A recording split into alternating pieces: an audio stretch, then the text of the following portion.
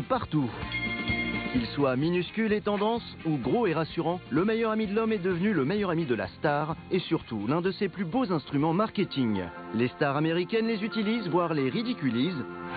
Alors, est-ce bon pour les chiens? Quel est l'intérêt de s'exhiber avec son animal de compagnie? Les Français sont-ils en train de prendre le même chemin? De toutes les couleurs, des chiens customisés à l'extrême ou sur des poussettes, c'est la nouvelle tendance aux États-Unis, celle du chien accessoire. Cette mode canine, on la doit à une certaine Paris Hilton. Lorsque le monde entier découvre la sulfureuse héritière en 2000, c'est un véritable duo qu'elle forme avec son chien Tinkerbell.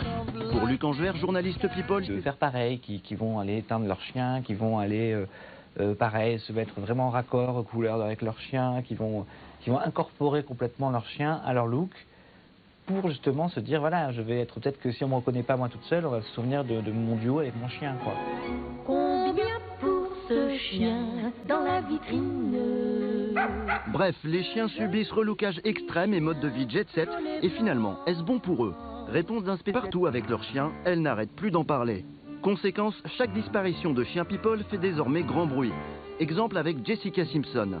La jeune chanteuse et actrice a perdu sa chienne Daisy en septembre dans des conditions tragiques.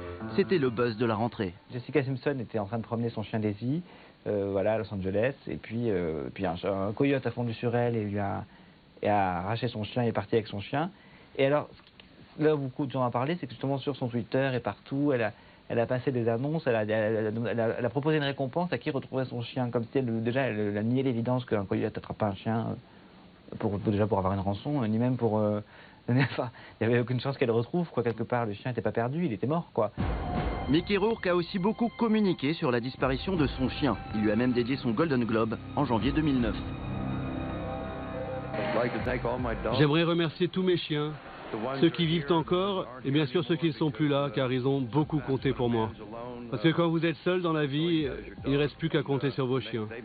Ils étaient tout pour moi.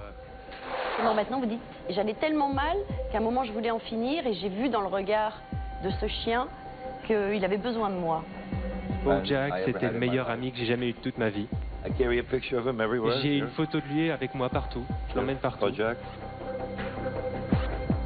Voilà, les stars maintenant ça devient une fierté pour elles d'exhiber leurs sentiments pour leurs chiens et de les raconter et d'en faire vraiment des tartines et des tartines. Elles en parlent encore plus que si elles parlaient de leurs enfants pour le coup.